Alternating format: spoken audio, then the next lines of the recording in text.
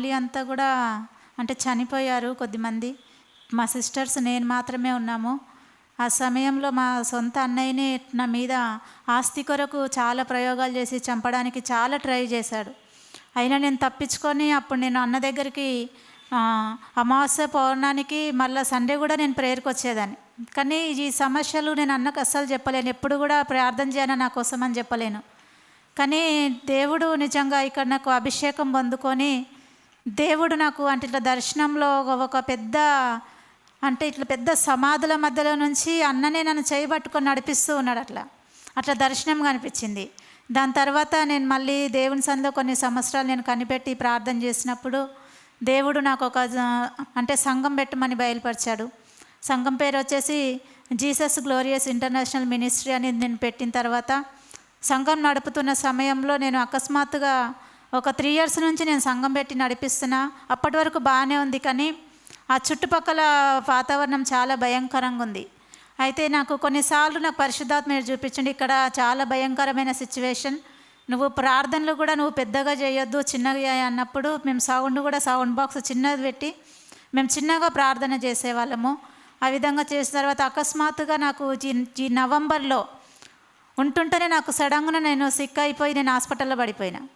Doctors నాకు heart problem అని చెప్పిండ్రు. చాలా ఏడ్చి ప్రార్థన చేసి మళ్ళీ ఆ రిపోర్ట్స్ మళ్ళీ నేను డాక్టర్ దగ్గర తీసుకెళ్ళినప్పుడు అన్నీ నార్మల్ అన్నారు.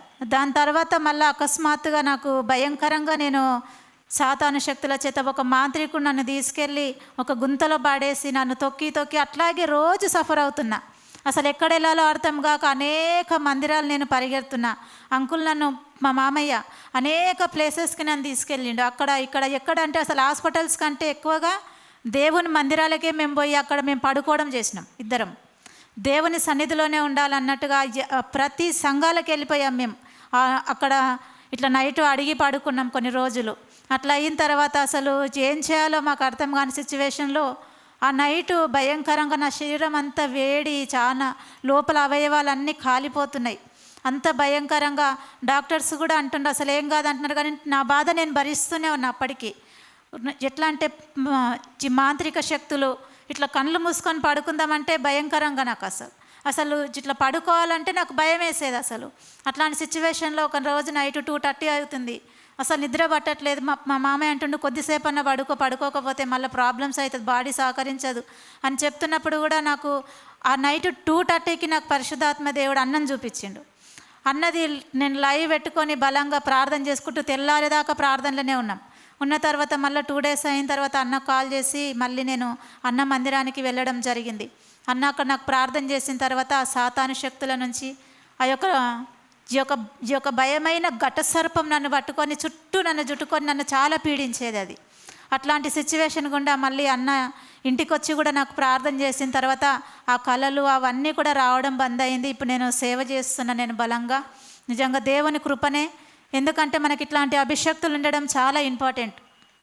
అంటే మనం సేవ చేస్తున్నాం, మనం ఆత్మీయంగా మనం ఎదుగుతున్నాం అంటున్నాం, కానీ ఎక్కడెక్కడన్నా పెద్ద సంఘాలకు వెళ్తే ఎవరు కూడా మనల్ని పట్టించుకోరు. ఒకవేళ పట్టించుకోవచ్చు కానీ అంత కేర్గా మనకు ఉండకపోవచ్చు. కానీ మరి ఎందుకంటే చిన్న సంఘమైన మీడియం సంఘమైన సేవకునికి మనము ఎప్పుడైతే చాలా నమ్మకంగా ఉంటామో ఆ యొక్క నమ్మకత్వాన్ని బట్టి దేవుడు మనల్ని అంచెలంచెలుగా బ్లెస్ చేస్తారు.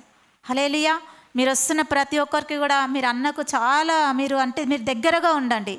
ఎందుకంటే ఆ విధంగా మనం ఒక సంఘానికి మనం అంటుకట్టబడి ఉన్నప్పుడు అభిషేకం అనేది మన పైన ఉండడం జరుగుతుంది.